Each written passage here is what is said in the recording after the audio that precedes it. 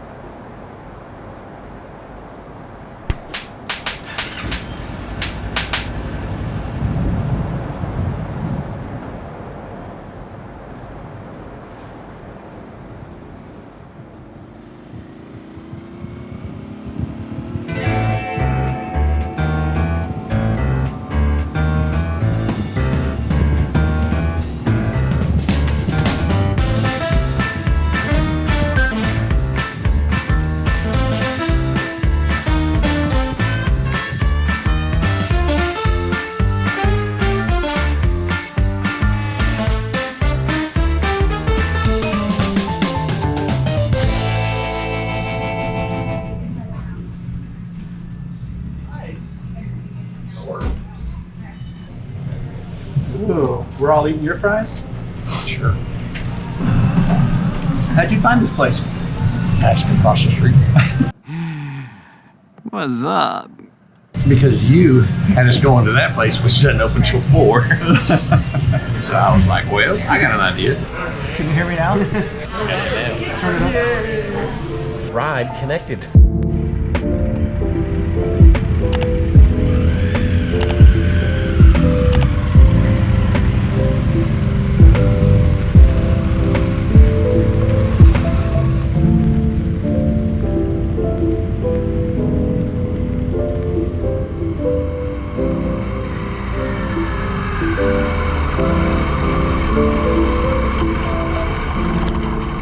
This is the start of the alternate, correct? The northeast alternate? Not yet.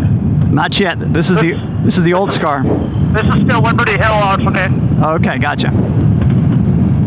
No wonder it looks familiar. Yeah.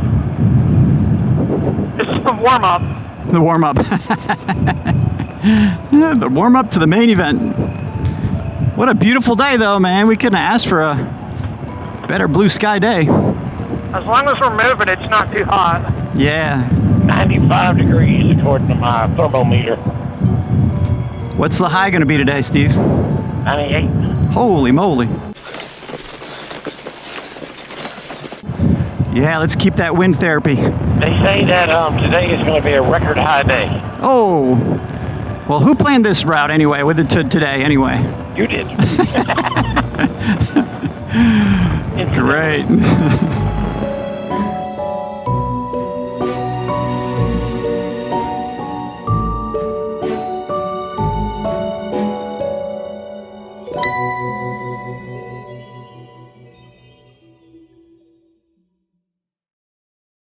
Stryker ADV has joined us for this new cool little trip that we are doing. We finished the last section of the South Carolina adventure route in South Carolina. December of 2020. 2020 or 2021? 2020. Wow. Hindsight A long is. time ago. A long time in a ago. far, far away place. But guess what? Chris Cox and Dana Brown have come up with a whole new northeast. Tell us a little bit about this new little section. So the northeast alternate was basically a 240-mile loop. We're going to go through the northeastern part of the state, starting off the Scar in the northern part by Watery, and work our way back down to Francis Marion to Charleston. Since you were part of the original crew that made and designed and scouted the Scar, and part of the crew that did the new part, tell us what we're in for. Give us a little elevator speech of what we're about to partake of. It's a nice, gentle, Hold up. Oh! scenic ride through the Piedmont region of South Carolina, where you will be subjected to some very, very, very sandy terrain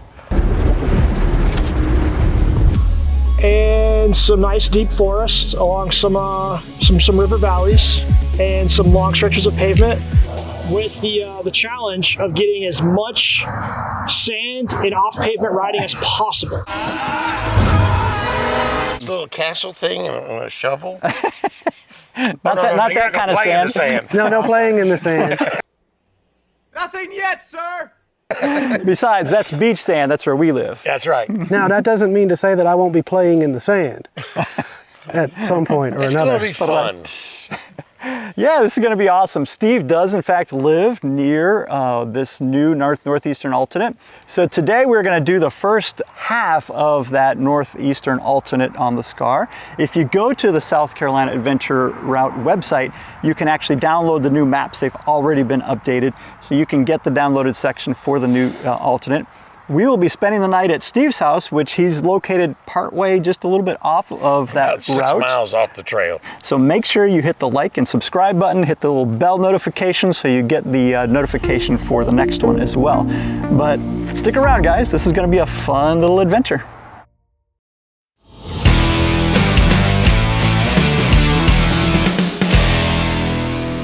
And I have one important question to break it off the top. How good are you on a scale of 1 to 10 riding in the sand? Probably about an 8. Good, because I'm a 1.5. I need you to tell me how to get from 1.5 to 8. So hit the highlights for me, and let's start with what part of the bike touches the ground and what we need to do to it. So first we're going to prep the bike, so that's your tires. Okay. My Tiger, on pavement, I'm running 42 PSI in the rear, 39 in the front. Great for pavement, horrible on dirt. Basically, you don't have enough surface contact area with the sand.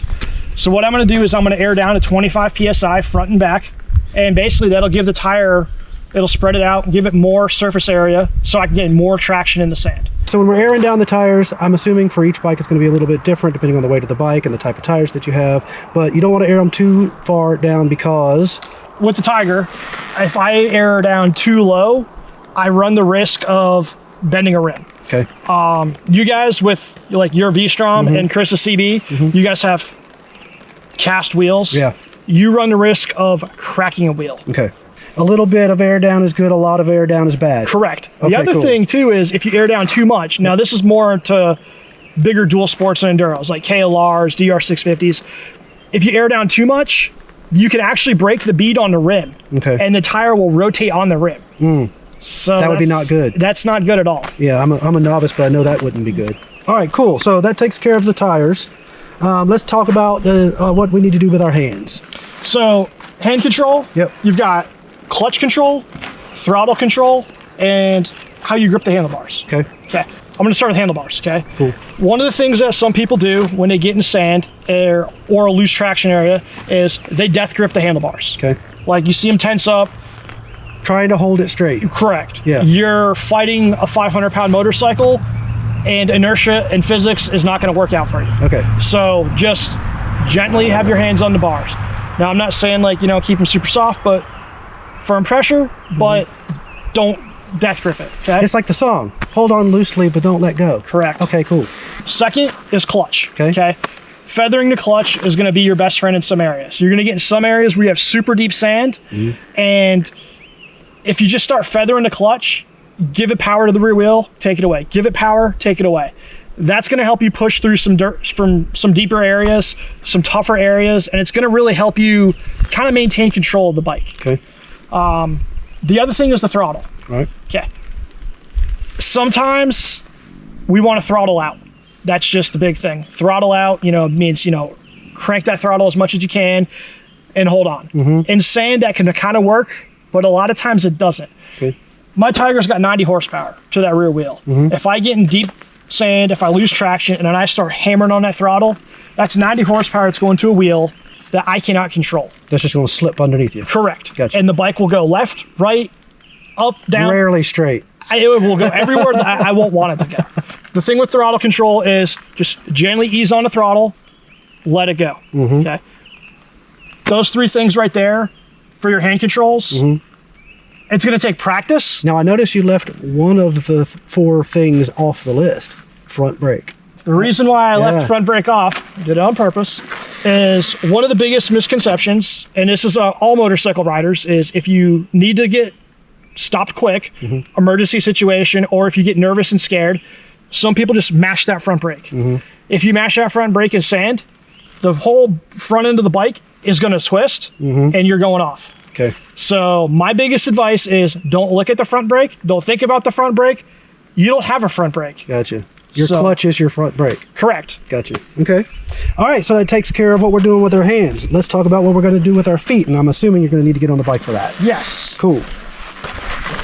So one of the biggest misconceptions, and this is kind of one of the things that, thanks to social media, we have all seen, is everyone has this perception that when you're riding off pavement, off-road, in sand, you have to be standing up. You don't have to be standing up at all times.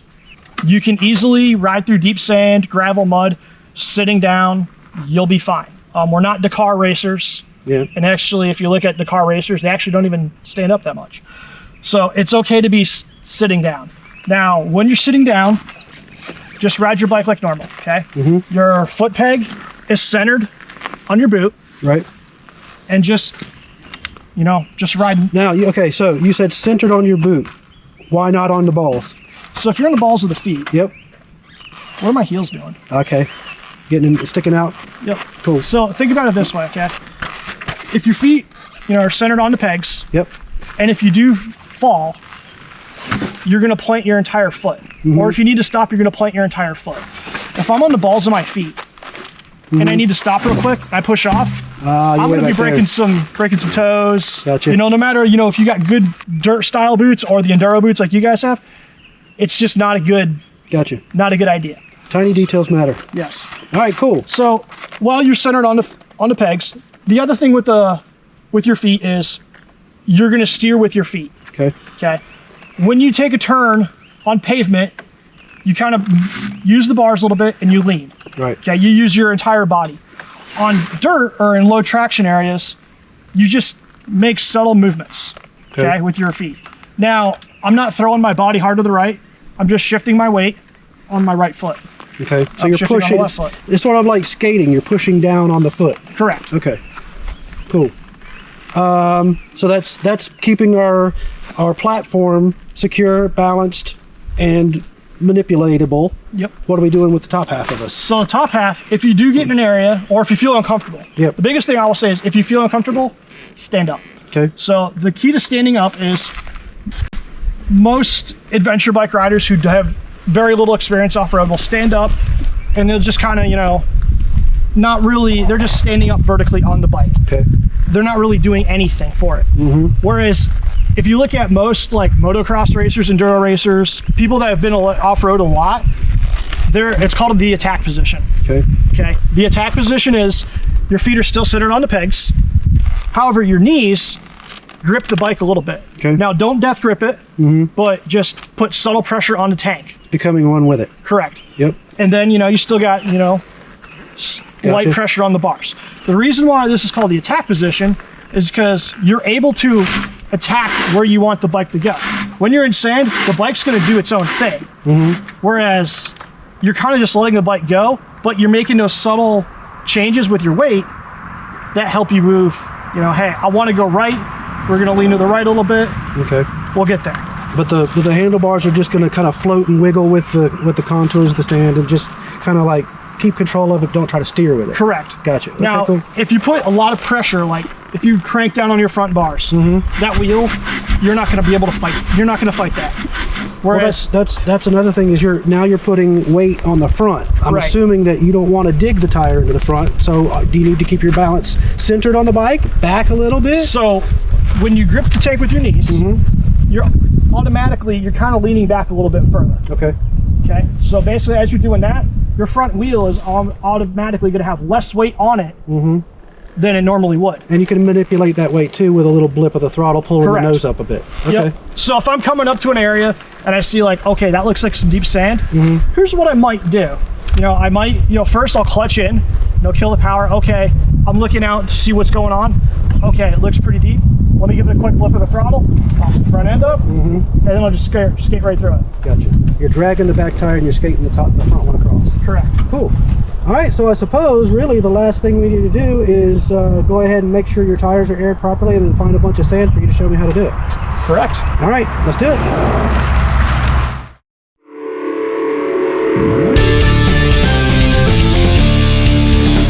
To air down your tires. Every tire is different, every bike is different. So on most European bikes, you have a valve system that's kind of offset. This is kind of what race bikes have. Whereas, your style motorcycle, the valve comes straight down. Gotcha, yeah. This actually is more protective against rocks and other stuff, but it's also kind of a pain because on the rear tire, the valve is facing the opposite direction. Into the sprocket. Correct. So first, I'm going to take off our handy cap. Okay. The cool thing with Triumphs is they have this little nipple on them, and it actually helps you air down your tire. Okay. Now I'm going to drop down to 25 psi. Now I don't have an air gauge on me, but my compressor does. Cool. So I just left some air out. We are going to tighten him up.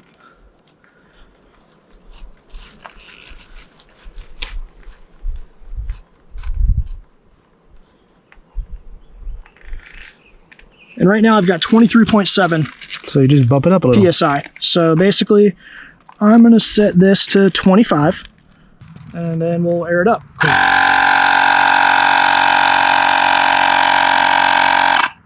So that's about 25.6. Close enough. Close enough. Cool now for the back one. And obviously this is a very good reason to carry around a portable air compressor of some sort, whether it's a USB or a cigarette lighter or a direct connection to the battery or whatever. You better have some way to put air back in your tires after you took the air out. Right. I'm going to set the rear at 25 PSI just like the front. Okay. Some people stagger their air pressures. Personally, I'd rather have 25 in the front, 25 in the back. That's just my personal, that's just what I do. Cool. All right, let's do it.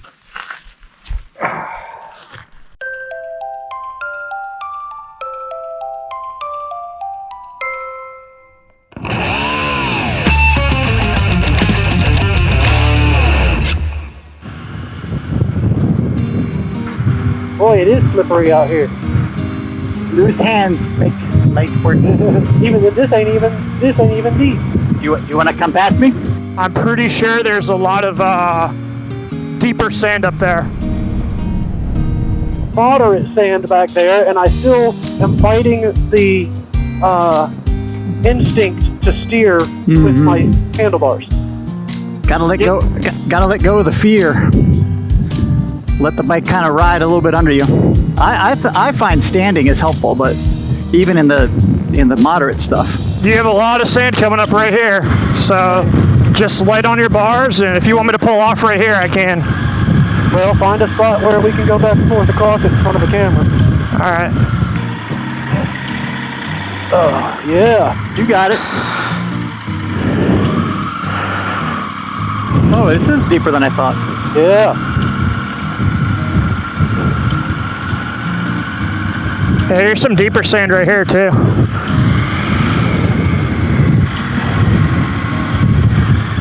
Oh yeah, here you go.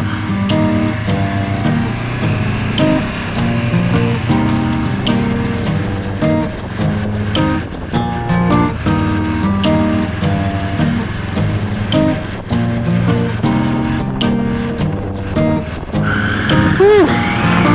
That was fun.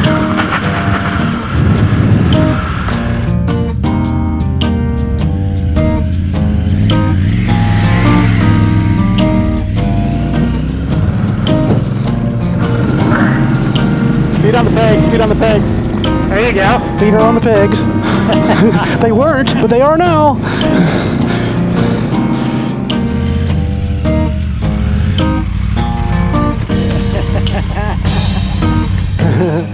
There he goes. Rolling. You need help?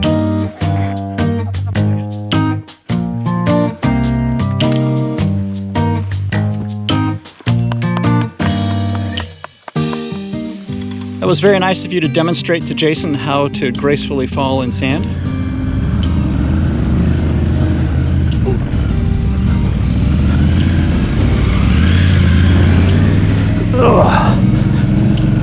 Those feet up.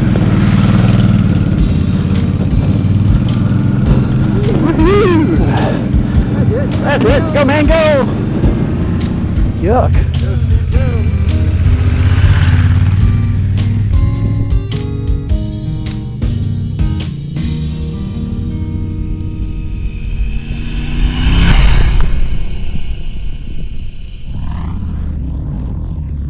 Big wheels, big wheels.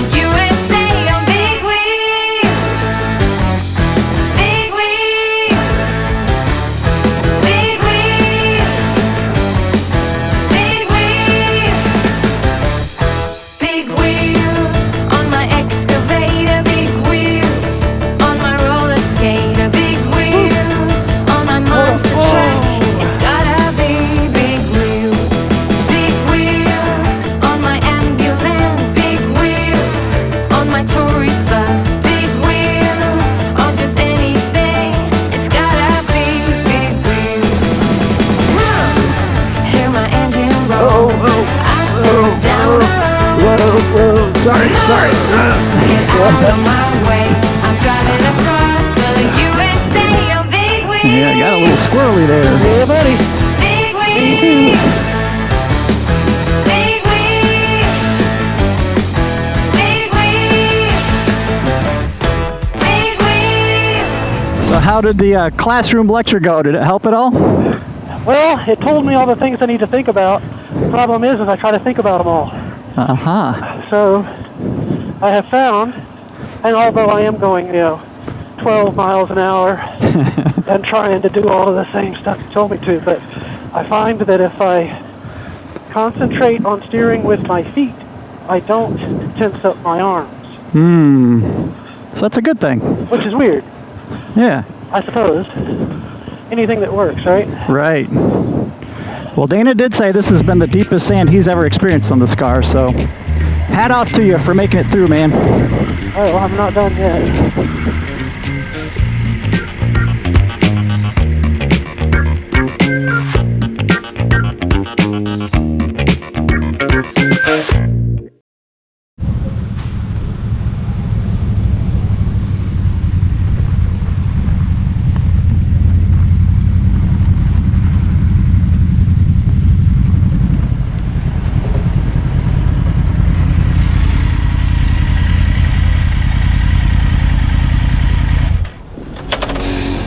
You know, I can eat a peach for hours.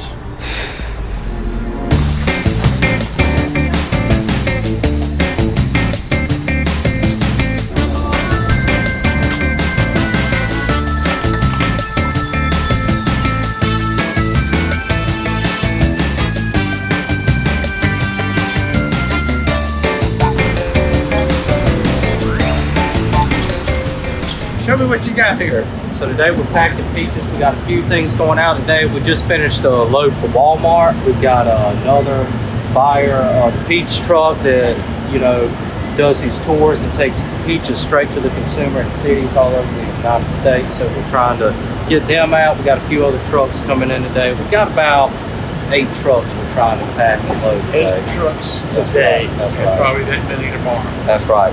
July 4th is kind of our peak of peach season, and so right now that's kind of where we are. So these are the pallets coming off the line. This is where everything ends right here. This is where it all begins right here. These bins are coming straight out of the field. They've been pre-cooled. They run through a hydro cooler. We run them through a cold shower basically for about 45 minutes to take all that field heat out of them, so that when they come in the pack shed, they're cold, ready to go into a cooler. And on a hot day like today, you'd never be able to do it without running. It's 99 degrees today. That's right. How can we get in the hydro cooler? I've joked about that here several times, but I don't know if we'd make it out of the other side. That water's 35 degrees, 45 minutes consistently in 35-degree water. I don't know. You'd never make it. We could try though. Hey. If that's something you'd be up for. My boys used to work here, so I can tell you that I know inside there is really cold and it's awesome. So where did the peaches come from? So we have 1,000 acres in production of peaches, and so right now we're picking them, they're bringing them in from the field. Like I said, put them through the hydro cooler and bring them in. So this is a local South Carolina agricultural business. Sure, this is a family-owned farm. It's 100 years old. It's 5 generations, so Spencer would be a 5th generation.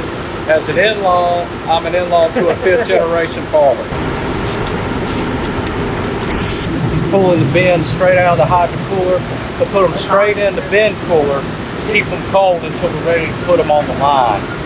When the peaches are ready to go on the line, he'll take that individual bin, place it on the chain, it'll go up to the dumper. That's what dumps the peaches out of the bin onto the line right here. We go up the incline rotators under a washer. This is where we knock all the fuzz off of the peach. So what's happening here after the peaches come out of the washer, they're going to run across these grade tables. And we'll have people at these grade tables and they're looking at the peeps, they're pulling out the sauce, they're pulling out the cosmetic defects.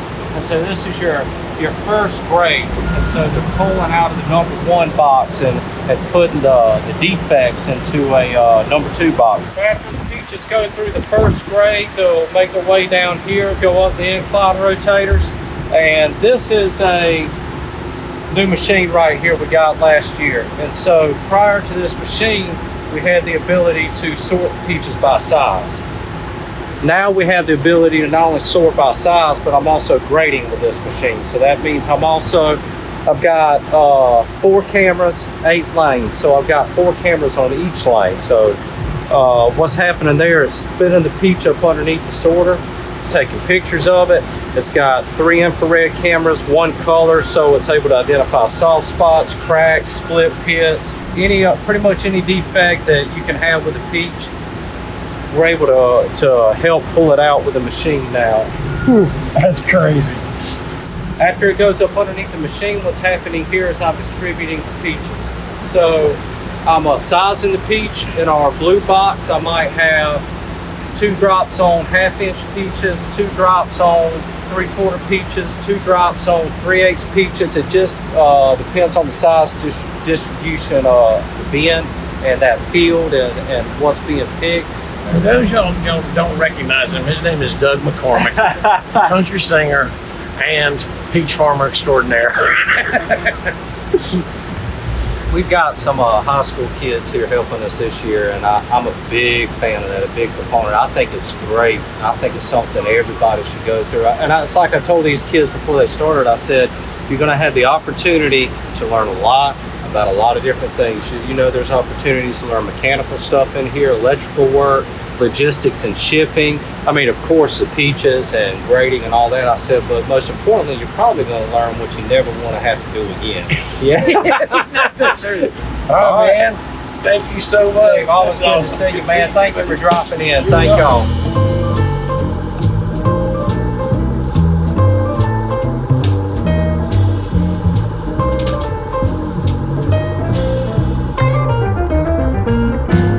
Hi, Kim. How are you? I'm good. Do you have milk and cookies? I have giant cups of ice water for you. All right. Hey, cool. And beer on ice. Beer on ice. And beer on ice and a cold shower. If any of y'all have a question when I married this woman, there you go.